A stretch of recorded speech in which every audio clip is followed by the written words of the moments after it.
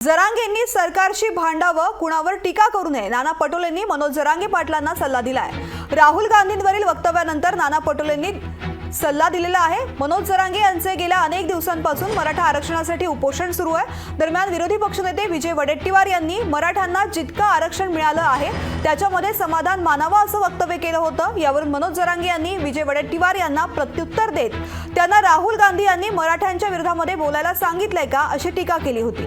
यावर काँग्रेस प्रदेशाध्यक्ष नाना पटोले यांना विचारलं असता मनोज जरांगे आणि सरकारचा वाद आहे म्हणून जरांगेंनी सरकारशी काय ते भांडावं असं त्यांनी म्हटलेलं आहे, मात्र कोणावरती टीका करू नये असं त्यांनी सांगितलंय।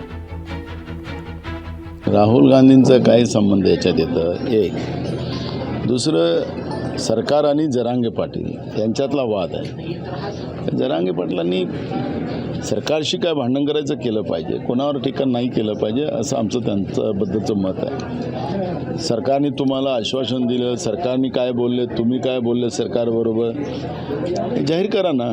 आम्ही विधानसभेतही सरकारला सांगितलं परवा मराठा बिल आणत असताना की बाबा काय बोलणं झालं होतं, काय आश्वासन दिलं होतं त्याची माहिती आपण द्या, पण सरकारही सांगायला तयार नाही। लोकशाही मराठी ऐका, पहा, जागरूक रहा।